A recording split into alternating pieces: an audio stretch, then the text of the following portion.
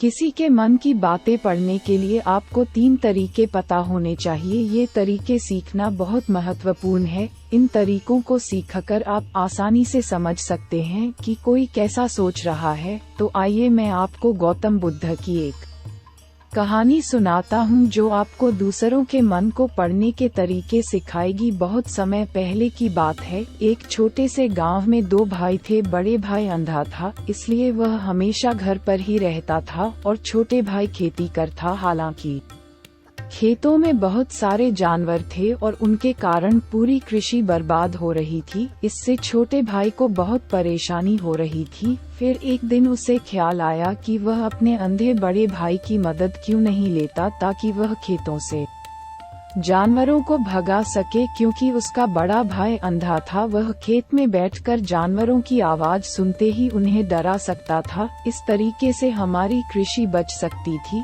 इस सब कुछ सोचने के बाद उसने अपने खेत में एक छोटा सा झोपड़ा बनाया और अपने अंधे भाई को उसमें रखा। उसने उससे कहा, भाई अगर तुम किसी जानवर की आवाज सुनो तो जोर से चिल्लाओ और जानवर यहाँ से भाग जाएंगे। इससे हमारी फसलें बच जाएगी। बड़ा भाई अपने छोटे भाई के विचार से सहमत हो गया और खेत में बैठने लगा। जब कभी उसे किसी जानवर की आवाज सुनाई पड़ती, वह तुरंत जोर से चिल्लाने लगता और जानवरों को डराकर भगा देता। वे कई दिनों तक यह अभ्यास जारी रखते हैं। एक दिन एक हिरण उनके खेत में दौड़ रहा था और खेत को तोड़कर भाग गया। हालांकि एक राजा भी वहां था। राजा का ध्यान अंधे भाई पर गया और उनसे पूछा, क्या तुमने यहाँ एक हिरण देखा है? जवाब में अंधे भाई ने कहा, मैं अंधा हूँ, मैं कैसे हिरण देख सकता हूँ, पर मैं तुम्हें इतना बता सकता हूँ कि मेरी खेत से जो जानवर भाग गया है वह आपकी पीछा करने लायक नहीं है। आप अपना समय बर्बाद कर रहे हैं। उस अंधे के शब्दों से चौंका हुआ था। उसे आश्चर्य हुआ कि अंधा ये कैसे कह सकता है कि जो हिरण मैं ढूंढ रहा हूँ वह पीछा करने लायक नहीं है। तब राजा ने अंधे से कहा, क्या तुम मुझसे झूठ नहीं बोल रहे? एक और तुम कहते हो कि तुम अंधा हो और दूसरी ओर तुम ये दावा करते हो कि वह जानवर जो यहाँ से भाग गया है मेरे पीछे पड़ने के लायक नहीं है। फिर अंधा भाई ने कहा, ओ राजा, वह प्राणी जिसे तुम हिरण समझ रहे हो वह वास्तव में हिरण नहीं है, वह एक मादा हिरण है और मेरे ज्ञान के अनुसार वह गर्भवती है। मैंने कभी सुना नहीं है कि कोई राजा एक गर्भवती मादा हिरण की शिकार करता है। इसलिए मैं तुम्हें ये कह रहा हूँ कि वह तुम्हारे पीछे पड़ने के लायक नहीं है। तुम्हें उसकी पीछा करने में अपना समय बर्बाद नहीं करना चाहिए। ये सुनकर राजा और भी हैरान हुआ। उसे समझ में नहीं आया कि अंधा ये कैसे जान सकता है कि वह गर्भवती मादा हिरण है। उसने सोचा कि कैसे एक अंधा ये जान सकता है मैं जिस हिरण की शिकार कर रहा हूँ वह क्या गर्भवती है या नहीं। इस अद्भुत अंधे का इतना आत्मविश्वास के साथ कैसे कह सकता है? इसलिए मुझे इसे जांच करना होगा। इसलिए राजा ने सत्यता जानने का निश्चय किया और अपने कमांडर से कहा, कमांडर, मुझे चाहिए कि वह प्राणी जिंदा रहे, क्योंकि मुझे जांच करना है कि यह वाकई एक गर्भवती मादा हिरण है। यह अंधा आदमी इतनी आत्मविश्वास के साथ कह रहा है और मुझे ये सुनिश्चित करना है। जाओ और जांच की क्या वह एक गर्भवती मादा हिरण है। राजा के आदेश पर कमांडरों ने हिरण को पा करने के लिए चला गया। कुछ समय बाद जब वह लौटे तो राजा से कहा, राजा, यह अंधा आदमी पूरी तरह से सही कह रहा है, वह वाकई एक गर्भवती मादा हिरण है। इस सुनकर राजा हैरान हो गया। उसे समझ में नहीं आया कि यह अंधा आदमी कैसे जान सकता है कि वह गर्भवती मादा हिरण है। राजा के मन में कई सवाल उठे। आखिरकार राजा ने इस पर पूरी तरह से समझौता करने का निश्चय किया और अंधे से कहा, सुनो, मुझे ये नहीं पता कि तुम सचमुच अंधे हो या नहीं, लेकिन मैं तुमसे एक सवाल पूछने आया हूँ, मन की बातों को पढ़ने की कला अंधे की परीक्षा। क्या तुम मेरे सवाल का सही जवाब दोगे? जवाब में अंधे ने कहा, राजा, आप मुझसे जो भी पूछना चाहेंगे मैं आपको सच्चाई से जवाब दूंगा। राजा ने कहा, देखो, एक और तुम कहते हो कि तुम अंधे हो और दूसरी तरफ तुमने मुझे कहा कि मैं जिस जानवर की मैं पीछा कर रहा था, तुम कहते हो कि वह गर्भवती मादा हिरण है, और साथ में तुम्हें ये भी पता लगाता है कि तुम्हारे खेतों में जानवर कब आते हैं और कब जाते हैं। तुमने ये सब कैसे अनुमान लगाया? तब अंधा आदमी ने समझाया, सर, जब आप उस मादा हिरण की पीछा कर रहे थे तो उसकी गति और दौड़ते हुए आवाज से ही मुझे पहले से ही समझ आ गया था कि यह हिरण है, और मेरी खेत की बांध काफी छोटी थी, उसकी ऊंचाई ज्यादा नहीं थी। अगर यह सामान्य हिरण होती तो वह आसानी से उस बांध को पार कर सकती थी, लेकिन वह हिरण ने उस बांध को तोड़कर भाग लिया था, और यदि वह बांध पार करने की कोशिश करती तो उसके संतान को खतरा होता। इसलिए मुझे समझ में आ गया कि वह गर्भवती है। इस व्याख्या को सुनकर राजा अंधे के विशेष ज्ञान और कौशल को देखकर चौंके हुए हैं। वह समझता है कि यह व्यक्ति अंधा होने के बावजूद अनूठी जानकारी और क्षमताओं से संपन्न है। राजा इसका लाभ उठाने का निश्चय करता है और अंधे से एक और सवाल पूछता है। राजा कहते हैं, तुम बुद्धिमान हो और तुम्हारी कई बातों की गहरी समझ लगती है, मन की बातों को पढ़ने की कला। अपनों पर शक। आज मैंने तुम्हें यहाँ बुलाया है ताकि जान सकूं कि मेरी पत्नी मेरे प्रति विश्वासी है या नहीं। अंधा आदमी जवाब देता है, ओ राजा, ऐसा सवाल कैसा है? आपका विवाह कई सालों से चल रहा है और अब आप ऐसी बातें जानना चाहते हैं। ऐसे सवाल आपके मन में क्यों उत्पन्न हो रहे हैं? हालांकि राजा कहता है, तुम्हें इस सवाल का जवाब दे देना होगा। अगर तुम मुझे उत्तर नहीं दोगे तो मैं तुम्हें मृत्यु दंड से सजा दूंगा। राजा की धमक सुनकर अंधा कहता है, बहुत अच्छा, मैं तुम्हें तुम्हारे सवाल का जवाब दूंगा। ओ राजा, अगर तुम इस सवाल का जवाब चाहते हो तो तुम्हें मेरी एक सेवा करनी होगी। राजा पूछता है, मुझे बताओ, मुझे क्या करना होगा?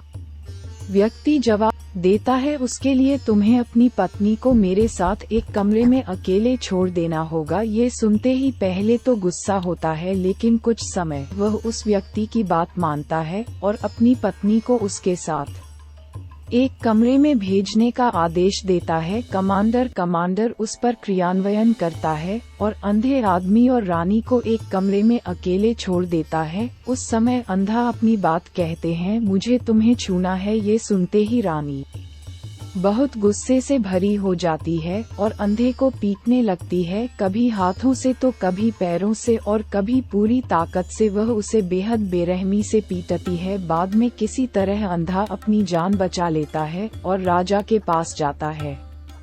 उसने राजा से कहा, ओ राजा, आपकी पत्नी विश्वासी नहीं है। इस सुनते ही राजा बहुत गुस्से से भरकर अपनी तलवार निकालता है और सीधे अपनी पत्नी के पास जाता है। उसने उससे गुस्से में कहा, रानी, आज मैं तुमसे एक सवाल पूछूंगा और तुम्हें सच्चाई से जवाब देना होगा। अगर तुमने झूठा बोला तो मैं तुम्हारा सर तुरंत अलग कर दूंगा। उसने पूछा, मुझसे कहो, क्या तुम विश्वासी हो या नहीं? इस पर रानी ने कहा, ओ राजा, तुम मुझे मार दो, लेकिन मैं विश्वासी नहीं हूँ। राजा बहुत खुश हुआ क्योंकि वह सब कुछ जो अंधे ने कहा था वह पूरी तरह से सच था। इस सुनते ही राजा तत्काल अंधे के पास जाता है और पूछता है, तुमने कैसे जान लिया कि मेरी पत्नी विश्वासी नहीं है? अंधा उत्तर देता है, ओ राजा, ये काफी सरल है। मैंने आपकी पत्नी से कहा कि मैं उसे छूना चाहता हूँ और वह इतनी रोष में आ गई कि मुझे मारने लगी। वफादार औरत कैसे किसी अन्य पुरुष को छू सकती है? जब मैंने उससे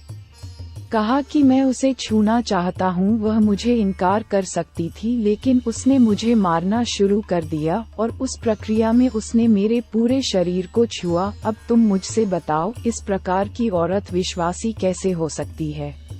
राजा कहता है, तुम बहुत बुद्धिमान हो। ठीक है, तो चलो आगे बढ़ते हैं। उसके बाद वह जोर से कहता है, एक और सवाल का सही जवाब दो और मैं तुम्हें यहाँ से जाने दूंगा। राजा फिर पूछता है, मुझे बताओ, क्या मैं सचमुच मेरे पिता का बेटा हूँ या किसी और का? इस पर अंधा आदमी उत्तर देता है, ओ राजा, इससे तुम्हारा क्या लेना देना है? चाहे आपके माता पिता कौन हो, आप इस राज्य के राजा हो, तो इस सवाल को छोड़ दो। लेकिन राजा जिद करता है, नहीं, मुझे इस सवाल का सटीक जवाब चाहिए, वरना ये सवाल मुझे हमेशा परेशान करेगा। इसलिए मैं सच्चाई जानना चाहता हूँ। अगर तुम सही जवाब दोगे तो मैं तुम्हें यहाँ से जाने दूंगा। अंधा आदमी उत्तर देता है, ओ राजा, मेरे लिए इस सवाल का उत्तर देने के लिए तुम्हें अपनी माँ के पास जाने की कोई आवश्यकता नहीं है। मैं अभी बता सकता हूँ कि तुम किसके बच्चे हो, लेकिन उससे पहले मैं चाहता हूँ कि तुम मुझसे वादा करो कि तुम मुझसे गुस्सा नहीं करोगे। राजा कहता है, हाँ, मैं वादा करता हूँ कि मैं गुस्सा नहीं करूँगा। फिर आदमी जवाब देता है, ओ राजा, मैं तुम्हें बताने की आवश्यकता नहीं है कि तुम सचमुच अपने पिता के बच्चे हो। मैं तुम्हें अब बता दूं कि तुम मेरे स्वामी राजा और परमेश्वर के पुत्र हो। मैं वादा करता हूँ कि मैं आपसे गुस्सा नहीं होऊंगा। फिर अंधा राजा से कहता है, तुम सचमुच अपने पिता के बच्चे हो, लेकिन तुम एक कंजूस व्यापारी की छाया में भी हो। ये सुनते ही राजा बहुत खुश हो जाता है और तत्काल अपनी माँ के पास जाता है। उससे कहता है, माँ, कृपया मुझे सच बताओ, क्या मैं सचमुच अपने पिता का बच्चा हूँ या किसी अन्य का? अगर तुम मुझे सच नहीं बताओगी तो मैं यहाँ ही अपनी जान दे दूंगा। मुझे सच बताओ, क्या है? राजा की माँ कहती है, पुत्र, तुम सचमुच अपने पिता का बच्चा है, लेकिन तुम एक कंजूस व्यापारी की छाया में भी हो। जब मैं नहाकर अपनी आवश्यकता अनुसार देख रही थी तो मैंने